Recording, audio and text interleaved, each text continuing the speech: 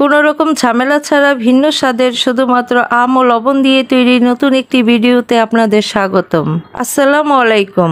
আজকে আমি দেখাবো আমের জারক। এজন্য আমি এখানে নিয়েছি প্রায় 2 কেজি পরিমাণ কাঁচা আম। প্রথমে আমি আমগুলো ধুয়ে একটি কাপড়ের সাহায্যে ভালো করে মুছে নিলাম যাতে আমের গায়ে কোনো পানি না থাকে।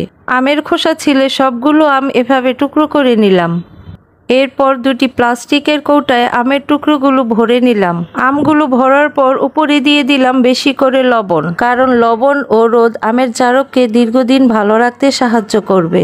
দুটো কৌটায় একই পরিমাণ লবণ দিয়ে কৌটার মুখটা আটকে রোদে দিয়ে দিলাম। এই জারক 12 থেকে 15 দিন কড়া রোদে দিতে হবে। রোদ পুরোপুরিভাবে পেলে পুরো বছর জুড়ে সংরক্ষণ করতে পারবেন। রোদে দেওয়ার পর লবণ গলে যে পানি উঠবে সেই পানি এই জারককে ভালো রাখতে সাহায্য করবে। আরেকটি কথা, এই জারকে কোনো ভিনেগার দেওয়ার প্রয়োজন নেই। 4 দিন রোদে দেওয়ার পর দেখেন লবণ গলে গেছে এবং কিছুটা পানি উঠেছে। রোদের তাপে আমগুলো নরম হয়ে একটু কমে গেছে।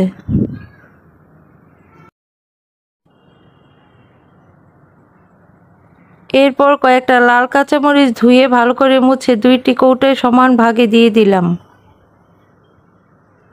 এই লাল কাঁচামরিচ দেওয়ার কারণ হচ্ছে সুন্দর একটি ফ্লেভার আসবে এবং খাওয়ার সময় একটু ঝাল ঝাল লাগবে।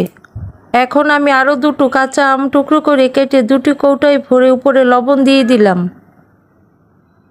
এরপর ভালো করে কৌটার মুখটা আটকিয়ে রোদে দিয়ে দিলাম। আরও 8 থেকে 10 দিন রোদে দেওয়ার পর জারকটা তৈরি হয়ে যাবে।